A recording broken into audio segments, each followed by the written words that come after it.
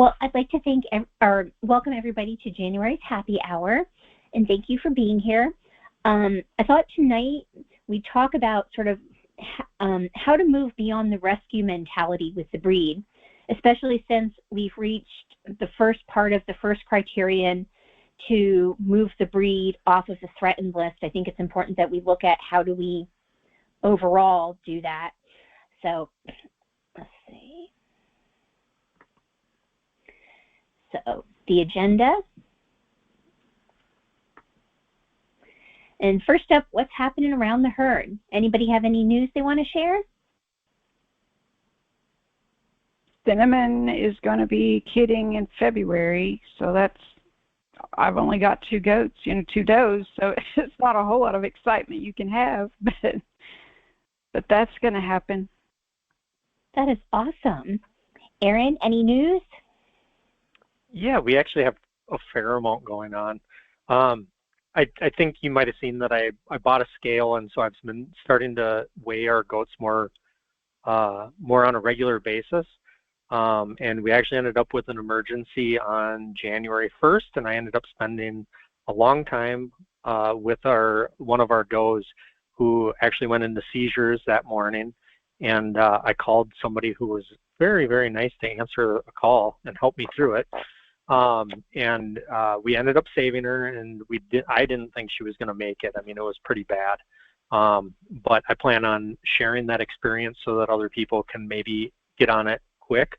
We were very fortunate that we had a really good emergency kit available, and then also somebody to call, a few people, different people to call, just to keep us on track as far as,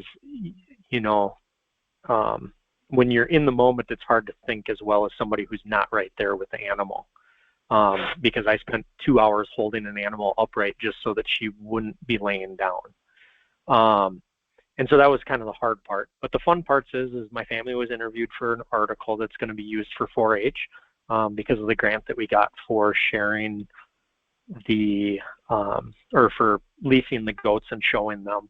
And it sounds like that's going to be continued this year and some improvements. So there's a lot of fun stuff going on here as well. So that is about it. That is awesome news about the 4-H, not about the goat, but I'm glad she was okay. Well, Stephanie, it's awesome news. She's alive. Definitely. Any news? It's cold.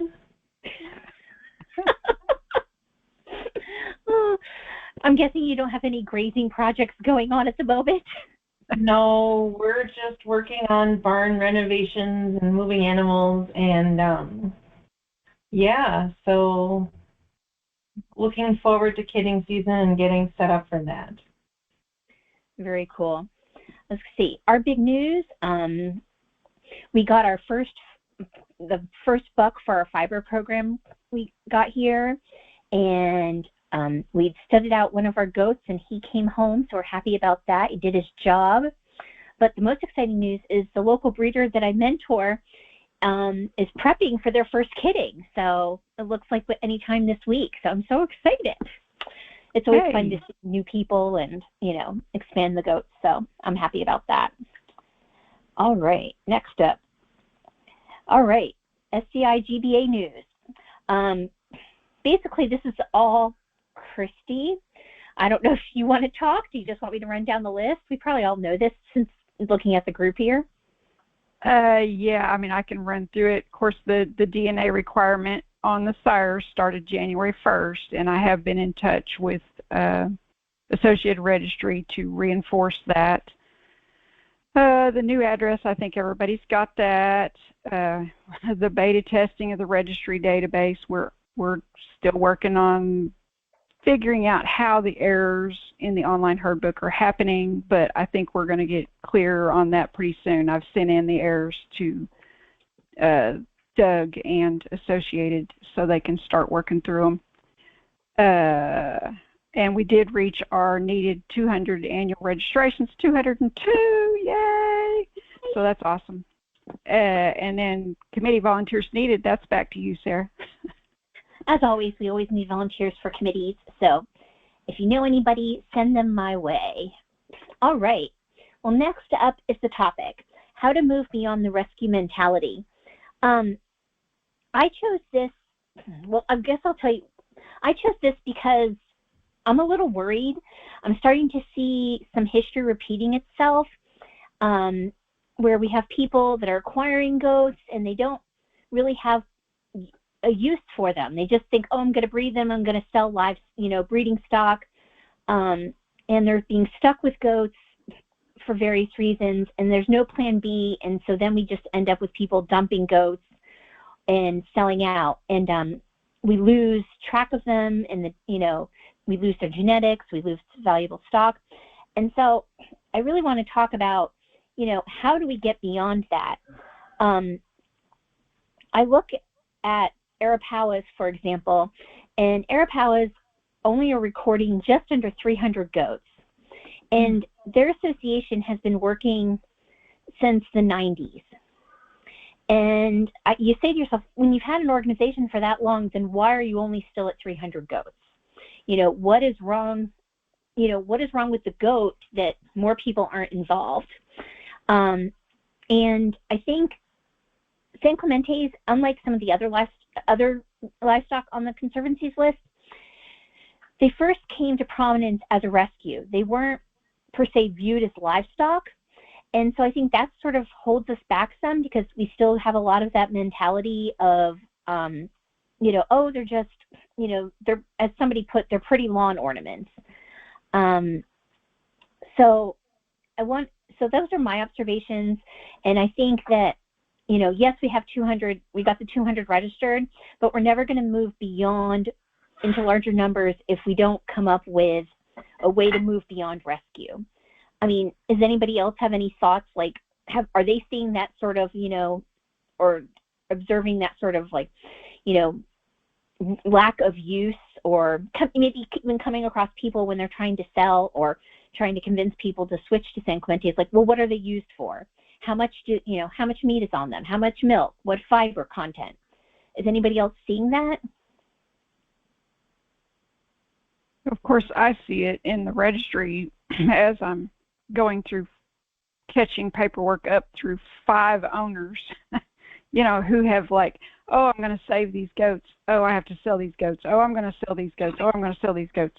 And nobody's following up with the paperwork because they just need to get them moved today, and it's like a rush thing, and they were all excited, but then they can't keep them. And it's just a cycle. Whereas I think you're right. If they had a need for the goats, I think we need to find those people. Like when I got San Clemente's, I needed less dairy in my goat herd and more browsers to keep my property maintained. I needed goats to maintain my property. It was just a coincidence that I can also help the San Clemente breed, but my priority was definitely their purpose. And I think we need to find more people that, I don't think we need to change the people's mind. I think the people are already out there. I think we just need to find the people that are looking for our goats. Erin, Stephanie, any thoughts? I can take a little bit here too. That's part of the reason why I'm being proactive and wanting to do more data collection and keeping track of my goats and weights and stuff like that. It's also for our management, but so that when people have these questions, like I think some people were really surprised that my average size goat right now, female doe, is like 70 some pounds, and I have a fair amount of varying, but I think that going forward, what we really need to do as a group is to actually collect a lot of this data, take the time to weigh how much milk we're able to milk out of them, because that'll give people less question and more more information for them to make a decision that they want. Definitely. So real quick, I just have 2 slides that sort of talks about some of the uses. Obviously, there's stock. Right now, we're very heavy on conservation breeders. There's youth programs, as Erin obviously is focusing on, utility or use in pets, and then we have meat, dairy, fiber, conservation grazing, or targeted grazing, which is Stephanie's expertise, pack, driving, draft, agritourism, outreach, education, value add, art. Any other uses that we're forgetting that anybody can think of?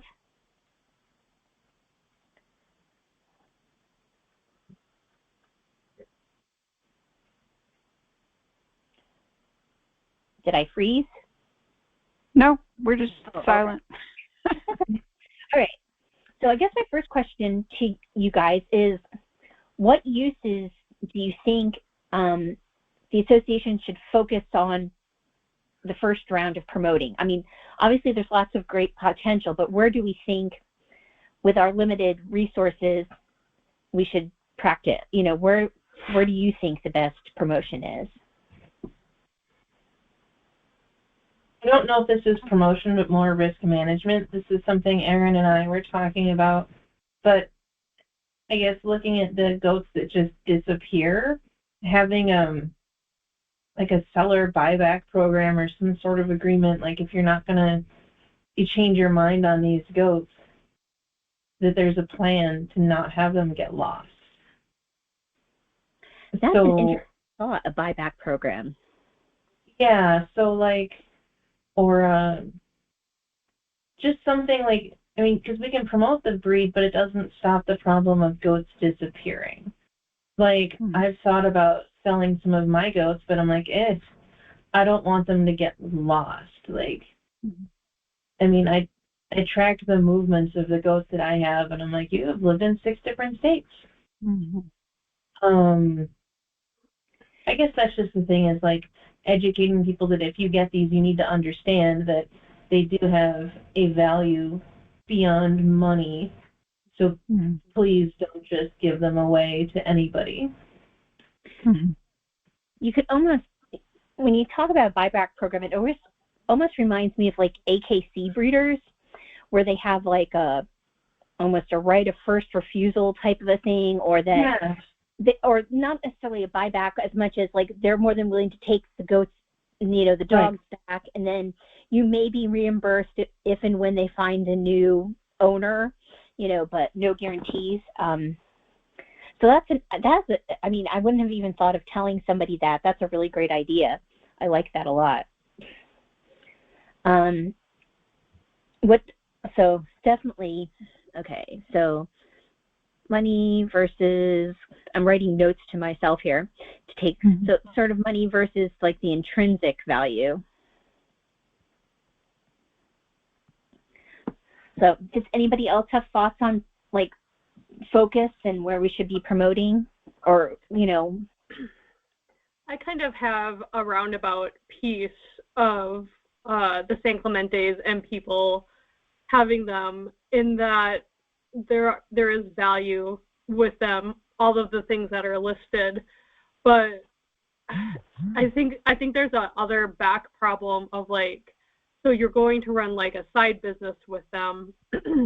There's even pieces of like business support, and also in that mix is actually integrating more with the goat community at large. I feel like San Clementes are still this nebulous, weird planet all by themselves, when they should really be like in the solar system of other goats.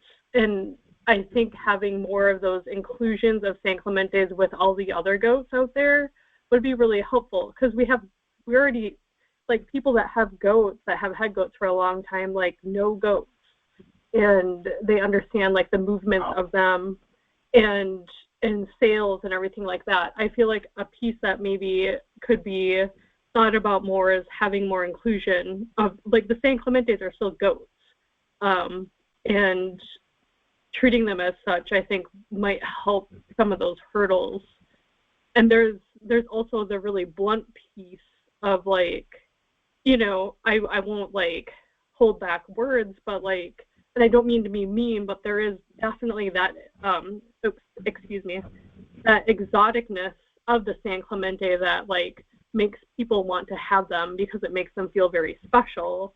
And there's nothing particularly wrong with that, but that kind of sets people up for I don't know. It doesn't set people up particularly. You know, they are critically endangered, and we need to work on all those pieces, but they're not particularly exotic either.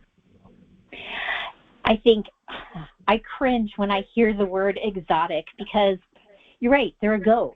They, you know, yes, they're rare, but they're still goats. They, you know, they just might look slightly different, but they're still goats. Yeah, I definitely think, and I definitely think we need to be more involved in the goat community at large, and hopefully we're moving in that direction. I think definitely in the youth services with 4-H and FFA we are, so that's a good start. Absolutely. Well, so I guess we sort of hit on this. So, who do we think our target audience needs to be? I think Aaron Link. It was great that I think we need to reach out to current goat owners, not like necessarily new people, but people that have and understand goats and how to use goats. There's definitely. Oh, I'm sorry. Go ahead. No, I was going to say, go ahead. I was going to say, what are other people's thoughts? Yeah, there's maybe even a little. I mean, there's like a tangible thing. While this isn't quite hitting the nail on the head, but there is a piece where we could have some people reach out to long-time breeders or longer-time breeders and see, you know, what has kept them around for longer. And we can make up that piece of like what is considered a longer-time breeder. Is it 10 years or is it something like that? Like, and this, you know, have some questions ready and have a conversation to find out what has kept them going. That might be really helpful too. That's a great idea. I think. Oh. Go ahead, I Christy. was just going to say, you know, I mean, they're not, you know, if you want dairy, they're not the quickest, fastest, bestest dairy animal out there. You know, I mean, their butterfat might match a Nigerian or beat it, but you know, the way their teeth are right now, you're not going to compete against a Nigerian, you know, as far as meat goat, you're not going to compete with a Boer. So if you ask about where should our beginning marketing go, and I mean, that pretty much leaves the grazing, browsing, property management, maintenance type area the way I see it. Does anybody else see it differently? I actually think they're a really great focus for small farmers, homesteaders that are looking, that, you know, have limited land, so they can't afford to have all these multiple breeds, and they do, you know, one goat that can fit a lot of niches combined with, you know, the hardiness, the parasite resistance, you know, the ability to be 100% forage fed, I think are huge attributes that when you know, do trade-offs versus the amount of meat and the amount of dairy are worth it to a lot of people. I would just be a little concerned because if you start marketing to the homesteader market, some of those are new, you know, like, oh, we're going to get into this homestead thing, or we're going to start out. So they've not had goats before. And then we throw a goat on them that can jump a 6-foot fence and will, you know, on a small homestead where they don't have a lot of room. I mean, like we've got 40 acres. So, you know, they've got lots of room and they don't push our fences until the buck wants out. But you know, if you give somebody, you know, they've only got 5 acres, you know, goats can graze through 5 acres super fast. So, you know, I would hate to set up a new breeder with a bad experience. That's actually a really, really great point. That has been some of my observations. You know, we were all new at one point as well. Yeah. And I think that's something, I mean, this is getting a little bit beyond the marketing, but like, let's say we were selling goats to somebody that had a farmstead. You know, maybe we can have, as a breeders association, like a little mentorship piece with that as well. Like that is part of the package of like, you know, checking in, stuff like that. I know that might infringe on some people's privacy piece stuff, but like, again, I can see that marketing piece really well, but I also absolutely acknowledge that downfall. I know people that got like a pet pig or things like that for their little farmstead, and it's a disaster in a lot of different ways. But you know, we want to set people up for success too. But yeah, definitely. You mentioned mentorship, and in my opinion, as a breeder, if I sell an animal to somebody, I am their lifelong animal mentor until such time as they get tired of me. You know, that's just the way I do it. And like my Kuni breeder that I bought from, I mean, she's there for me, she's there for everybody I sell to. She'll answer anything I don't know, you know, so that's kind of part of our way of doing business, and I would like to see everybody, you know, go at it that way. Yeah. I think unfortunately, so many we cycle through breeders so quickly that we don't have enough breeders that are long time enough to do such a mentor, you know, to provide such a mentorship. I mean, ideally that's true. That's what we do with our livestock also, but you know, we've been at it for a while. What was I going to say? I don't know. I guess maybe it's because our experience has been a lot different than some of these. I mean, we do a stocking rate of 16 goats per acre on 11 acres. And we don't have fencing issues except for the one horrible Nigerian dwarf. And, you know, and they don't jump fences, they don't damage fences. And, you know, they're our sole input for our CSA, and so we've been very happy with them, and our customers have been happy with them. So I think there's, you know, depending on the right setups, there's definitely room for, you know, people to go in that direction. And I think you're looking at also a lot more goats there, and the goats want to stay together. Whereas if you sell somebody 2 or 3 little goats and they're not quite as, you know, that maybe they don't identify that as this is my herd, we should go look for our herd, you know, or I hear a herd down the road or whatever, you know, maybe that's part of the reason you don't have, you know, any issues with them jumping. Just a thought. Possibly, yeah. We don't have local goats. We're in horse country, so. But yeah, I don't know why. It just has been different. So I guess Erin touched on it. Is I think no matter which direction we go on, we definitely need to start collecting information. You know, and so I guess what type of information do you guys think? I put together just a list of things: weights, growth rates. If you're butchering, carcass stats, milk stats. Sort of annual, how many pounds, 24 hours, butter fat percentage. If you're looking at fiber, amount and quality, and health stats, what type of stats do you guys think need to be taken and tracked for, you know, marketing purposes, and also just to track the herd?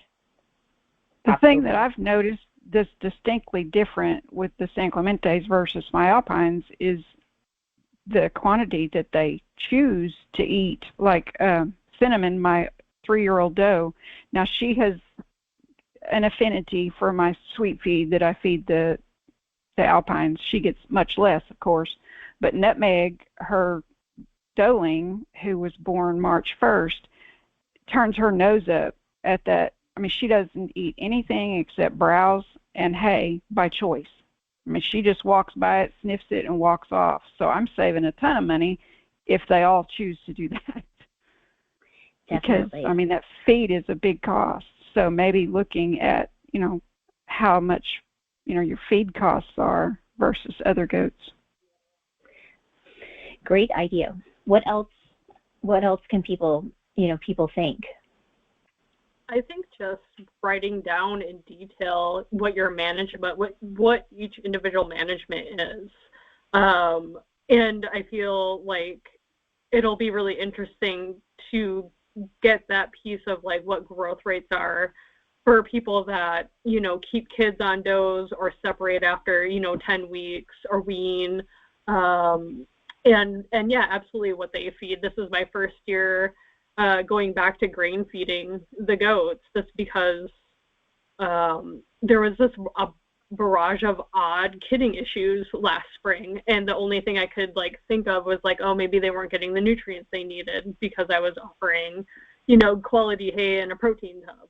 I mean, those are the assumptions. I can write that stuff down, but is there a way we can get that data or gather that data in a more formal way, I guess is my question. So, well, and that's what I was going to ask is how do we collect data? I mean, we can create an app so people can put it in via their phone. We can do Google Forms and people can go in and fill in or update, based on an animal. So like if you have, buck A, every time you do a weigh-in, you can go in and add the new weight. We can do sheets or an annual upload. What are people's thoughts? Mm-hmm. What would be easiest for you? So I can touch on this a little bit because I've already started putting everything that I have in Google Sheets or, on the Google Doc. And so just before I get too much of my information in there, I save another one so that I can share with other people. But it seems to be a really easy way because I can actually do it right from my phone as we're out in the barn weighing them, and I can share that sometime as well. But just something that's on the cloud is so much easier. Apps it can have a lot of issues as the phones update, so it's going to be a lot of money to update that, keep that going. So something like Google Docs is so much easier. It might be a little clumsy in some ways, but in other ways it makes up for just how quick things like that can get rolled out. Well, the app that I'm looking at is actually through Google, and it would upload everything into Google Sheets. It just wouldn't be, so you wouldn't have to, as a person, you could on your phone just go in the app and type everything in, and then it would upload it into the appropriate columns for Google Sheets. And it's all done through our workspace. We have a free nonprofit app, a free nonprofit platform to build the needed app. So there's no updating it except unless we decide to add, a category. And there's no money because we're doing it ourselves and the program's free. So the advantage I see to that, having worked with files that other people have created, I am liable to click on something and not pay attention to what I'm doing and delete something I'm not supposed to. So, any way that we could set it up to where it's a little more protected, to where somebody's not coming in and accidentally backspacing out a 7 out of your 70-pound goat, would be best. Yeah, with the app, nobody would have access to change your data. Like, Right. People would be able to see the overall sheet with the information, but it wouldn't be editable. Is that the right word I want? They couldn't edit it. Close enough, yeah. So, but definitely, so basically a database, everything going to a database. Okay, so what was I going to say? And I guess real quick, I'll go backwards for a sec. Where was I? I uploaded some examples of some different things, like the types of studies and the information that are kept on other types of goats. And this is a really great article that actually compared Boer, Kiko, and Spanish meat goats to sort of see, what their carcasses were across from them. But what I'd love to see done with San Clemente's, and because I was trying to explain this to somebody, is so if, like, for example, for a Boer goat, on average, like, because everybody's like, oh, Boer's a meat goat, and it is a meat goat, but their bone, they make up approximately like 20.5% of their carcass is just bone. And so I think, take that in consideration. And then if you look at a deer, which is unfortunately the closest we can get to, depending on age, their bone structure only takes up anywhere from like 11 to 13%. And so I think those types of stats are important, because if we really do end up that our carcass, our bone structure is more like a deer, then yes, we have a smaller goat than a Boer, but the percentage of meat we produce, or the percentage of usable offal and stuff is larger percentage-wise than a Boer. Does that make sense? Mm-hmm. So I don't really know where this fits in, but one of the challenges from a meat perspective is, in order to be economical, it costs you the same amount of money to process a 60-pound goat as a 200-pound goat. Mm-hmm. So that affects the economics of the final meat a lot.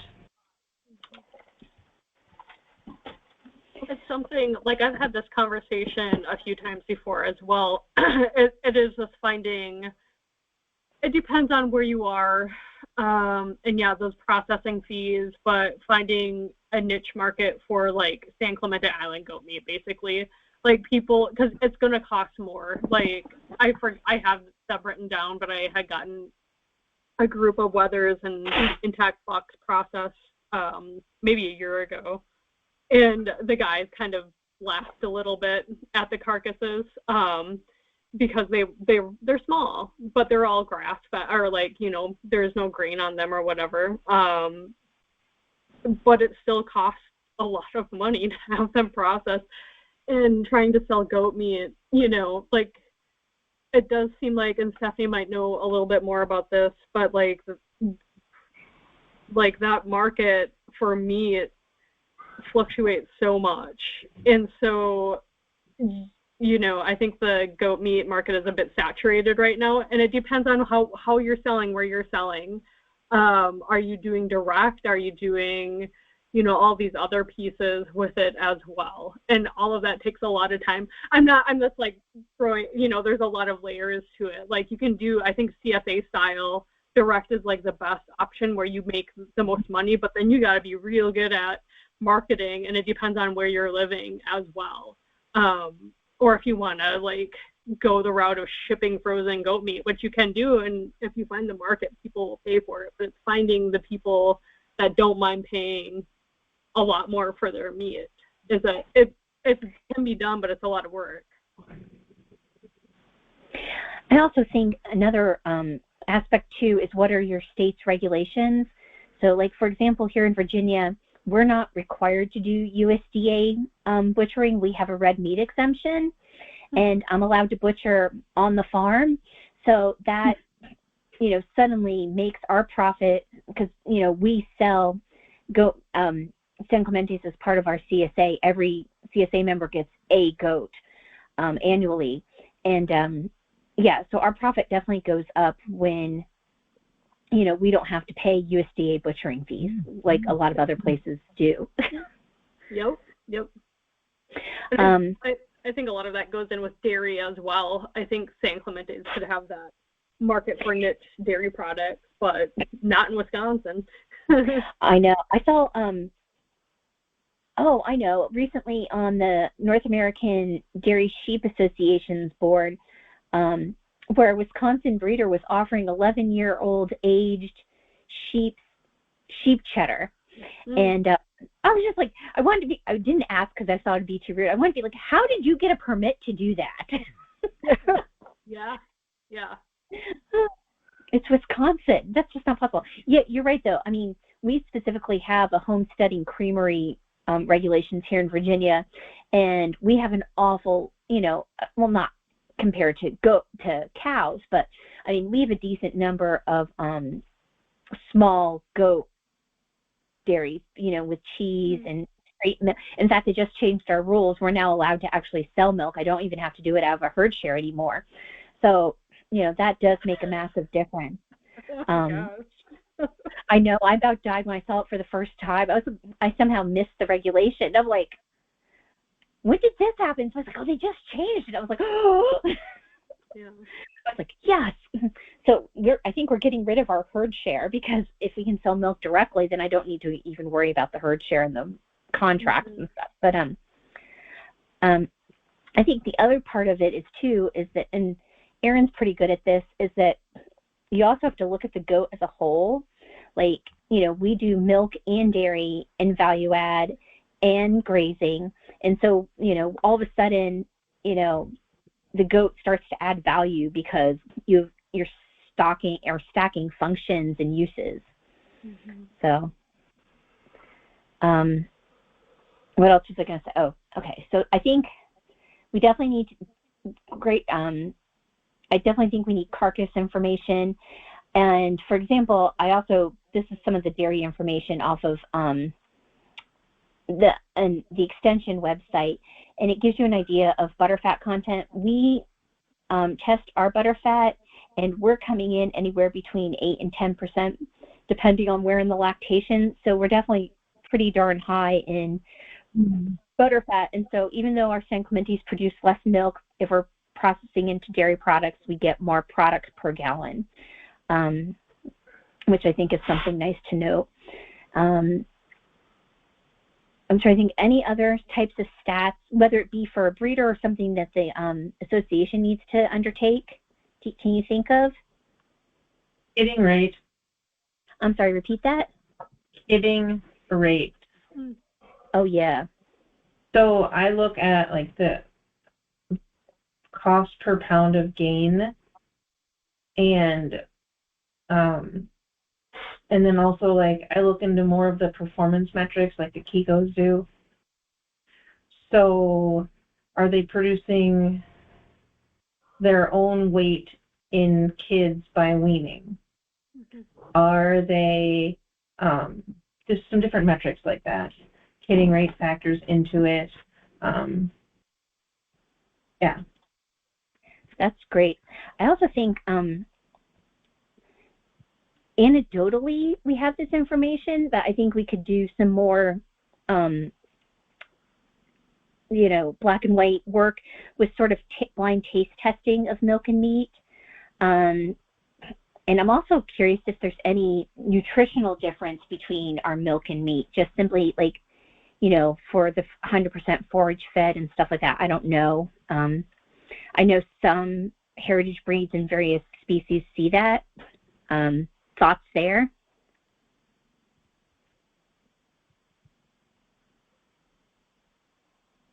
I mean, I'd be super interested in it, but I don't have any information about it. Yeah. Well, I meant more like, does that look at something that we should, potentially try to pursue down the road as an option, as something to include in marketing? Mm-hmm. I think that is really good research to do and something. Oh, Stephanie, if you're talking, you're muted, but I'm not. I didn't mean to talk over you if you're talking. But yeah, I think if we, I think it's a good thing to pursue, but it's just like getting some people set up with those tools to do that type of research. Like, who wants to do that research? Who has some other meat goat breeders by them? Who has the capability? Like, where do we take our meat for testing? Yeah. That those are just like, I think it's really worth pursuing, because I do see that with like turkeys, with different pig carcasses, with breeds and stuff like that. That different pigs produce differently, and having that information would be really useful. We're always going to come up against the like the shave them to save them concept. I think we're always going to have that piece with the San Clemente goats until like they get profoundly populated on the states. There's always going to be a bit of pushback for us using goats for anything beyond building numbers too. So, not that I'm particularly worried about that, but I was gonna say, gosh, it's been probably about a decade ago. I could be wrong. TLC, along with Berea College in Kentucky, they got a grant to do testing, weight gain, like the cost per pound to produce carcass analysis and nutritional analysis on heritage pigs. Mm-hmm. I wonder if they could help us set something up with, across the board with heritage goats, and then of course the standard like Boer, Kiko, something like that. So it wouldn't just be us, it would be us versus Spanish, and I'm trying to think who else is on there. I think milk would be Golden Guernseys are on there. I think I don't know if Nigerians are still there. They may have just gone off the list. I'd have to look, though. But it might be something worth pursuing and seeing if there's money out there, through them. I think that would be a really tangible and good idea. Like having data like that, I think is golden. Which reminds me, I need to follow up again and again, but I did get fiber test results back quite a while ago from the whole herd of goats that I had out here.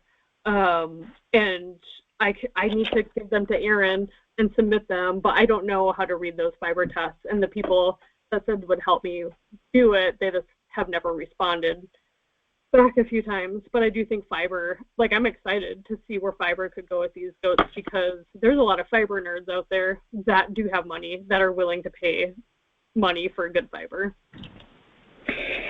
Definitely. I talked to a breeder today, and that's going to be her focus, is fiber. So I'm really excited about that. Yeah. Let's see. How to collect. I guess, and then as we start to collect information, just as thoughts, to the raw data, do we let that, is this a benefit of membership? Do we make it public access? What are people's thoughts? I mean, I don't know, does the public need the information if they don't own or want to own SCIs? So maybe, it would give us something else to list under benefits of membership. Yeah, members can use the data in their breeding programs. They can use it in their marketing. And ideally, once everybody has access to the registry, you'd be able to cross-reference all the data back to the registry. So, if you see that, EB Ranch Bob, is this ridiculously amazing fiber producer, then you can look up Bob's, pedigree and go back and look at, his pedigree versus somebody else's and see what kind of genetics you want, or, who you need to contact to, get a semen straw or kids or stuff like that. So, yeah, I'm always trying to think ahead, what benefits can we give our members versus, and help them move forward. So, members. So, and I guess, what are other people's thoughts or input? We always like input and collaboration. Are we heading in the right direction?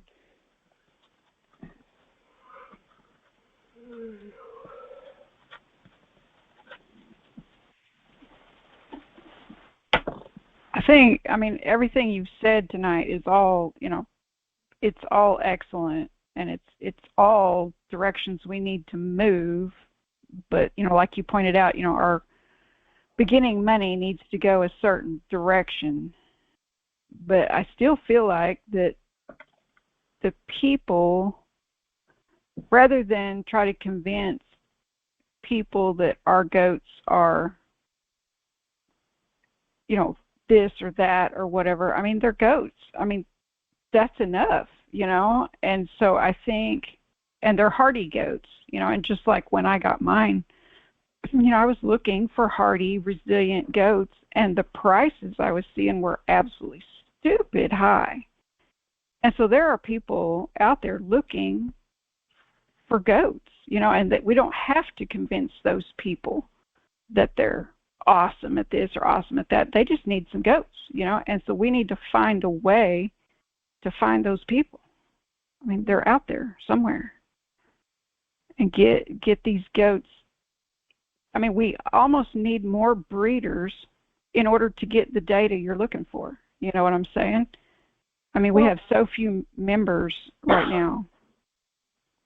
Very true. I guess the other question is how do we convince people to gather data and share it? So, obviously, y'all know I'm obviously not against butchering a goat, since we butcher quite a few, and they're a mainstay of our income. but how do we convince somebody that, you don't have to be milking, you don't have to be butchering, but you can still do, submit weight gains and what you're feeding, so we can compare the two. Obviously, our 100% forage-fed goats don't gain weight as fast as, somebody who's, whether they're fed lot or, heavily grained. But how do we convince people that that's important? That's an important part of just, aside from just increasing numbers and conservation breeding, we need this information. Or is that just it? We need this information to help us move forward. I think you can also place like that ask in that it's going to help future breeders, which is what we should almost always have on our brains as well. It doesn't, it's work now, but we're setting future breeders up for better success. And that means we're setting the goats up for better success. So to me, those things come hand in hand. Like the more that we set people up for success, the more we set the breed up for success in the future too. It's for the success of the breed. I like that. Setting up for success is always I think a smart turn of phrase. Yeah, I agree with Erin on that. And one way to encourage people is to, ask them directly. Like one good example is I posted about, how I'm tracking my goat's weight, and I'm working on that. And I actually had one person reach or comment, and then we ended up in a private message chat. And there is interest in collecting this data, and then people ask, how can I help?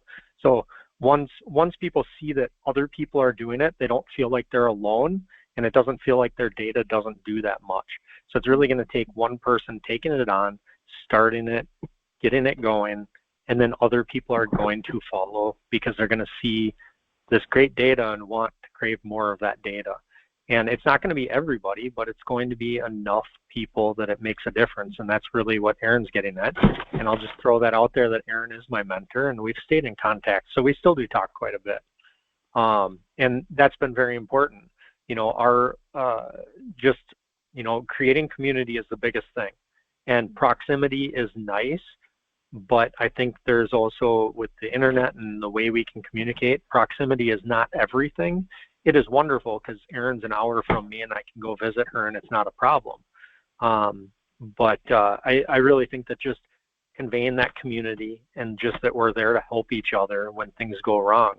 I feel that in this community, and I think that's a way that we can get other people to also start in on that other stuff.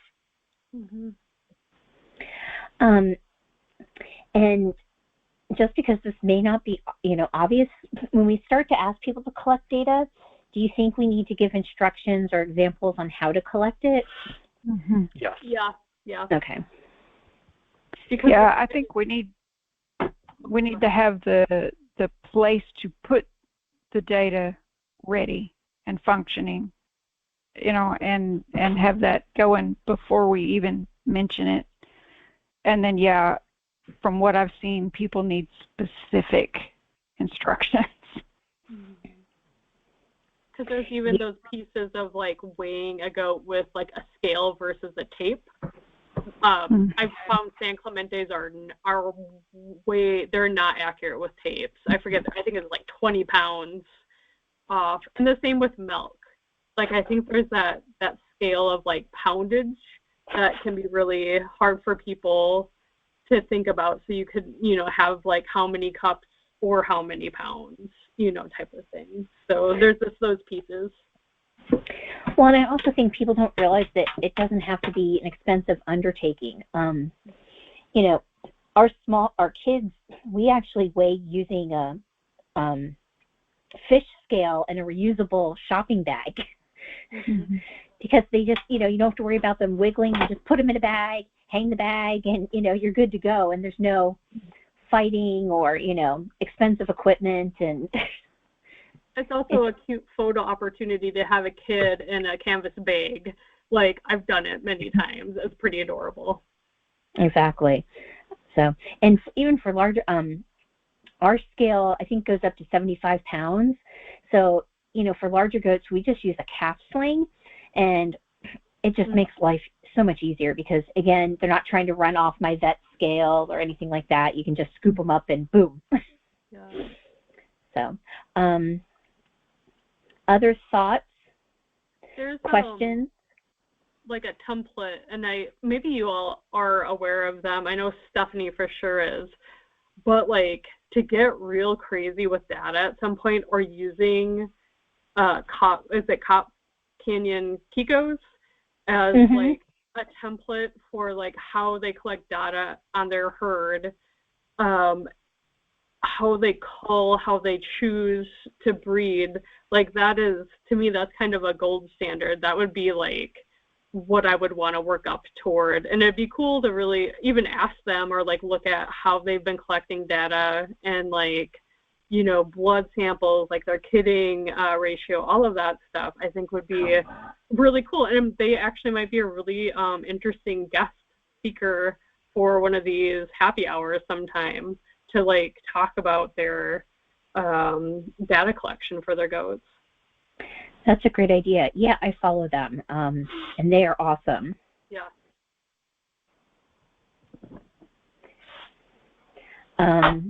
Anyone else?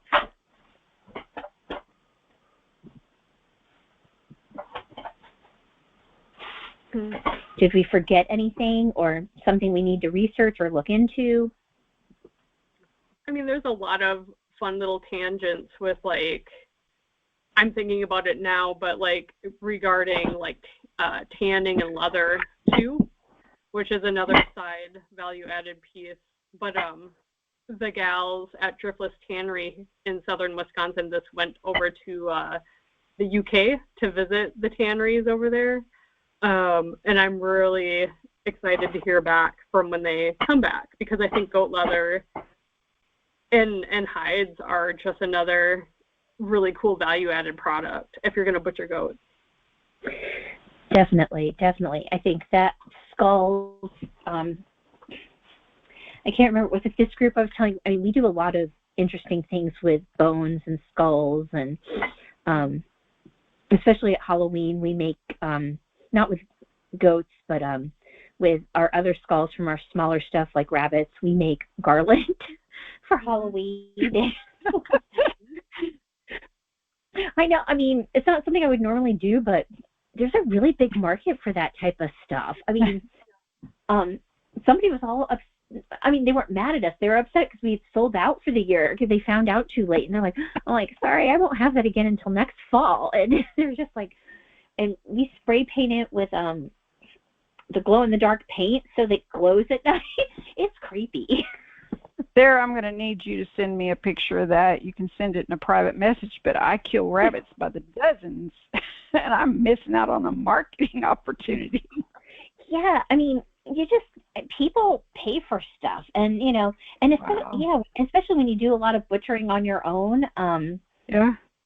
In fact, I've been selling them too quickly. I actually have a local artist that, is interested in buying all of our bones and stuff, and I'm like, okay, I need to find this new market. And there's, Aaron Blank might have been the one that told me there's a Facebook group or two where you can go in and connect with artists and sell bones and skulls and stuff. So. Wasn't me. That sounds cool. Okay. I can't remember who told me then, but somebody, yeah. But we have a local artist / tattoo artist that does all that obscure art. And actually, maybe it was Stephanie, was it you that told me about the obscure art group? Now I can't remember. Oh, well. But no, I wish, because I would love a market for bones and skulls and hides. Okay, I'll make a note to myself to find the obscure group and send it out to a few people. But yeah, it's just people list what they have, and either they bid on it, or you set a price, and the artist it connects you with various artists. So it's pretty cool. What was I gonna say? But yeah, I think I definitely think function stacking is a big thing to push as far as getting the most for your value out of your goat. But any other thoughts or?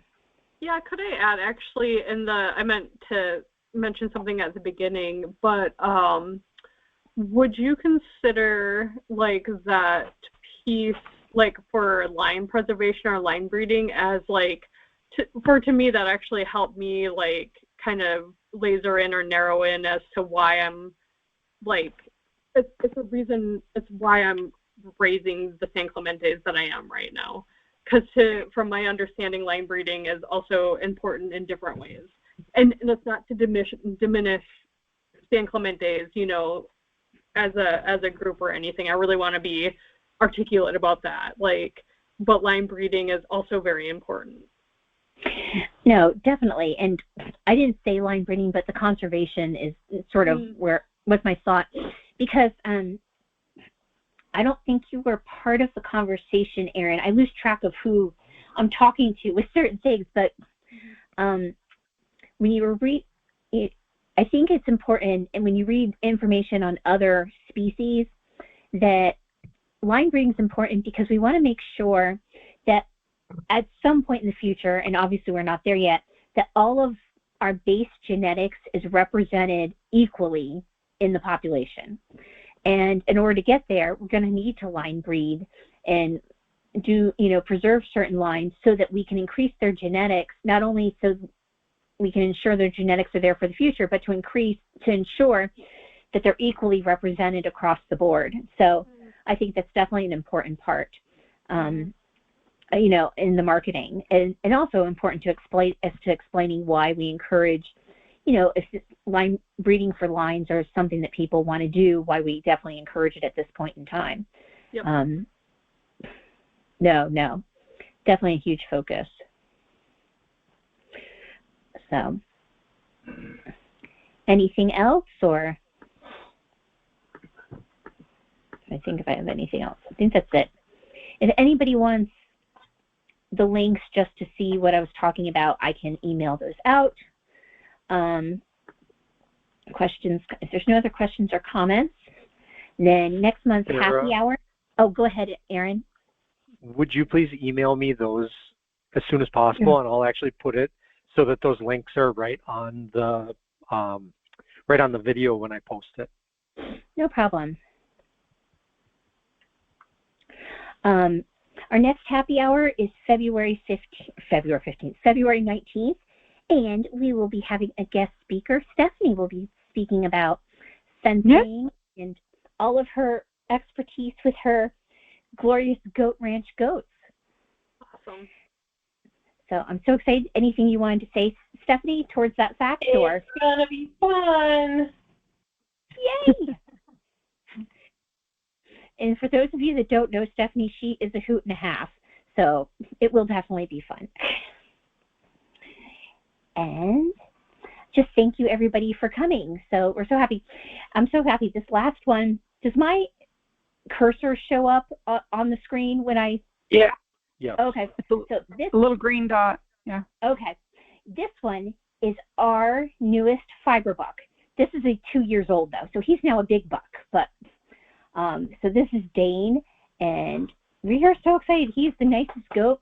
He put Steven and Laura on their butts trying to load them, and so they're both rather annoyed with me that I was able to put a harness on him and walk him about 100 feet into a pen with no issue. So, but thank you, everybody, for coming, and we will see you next month.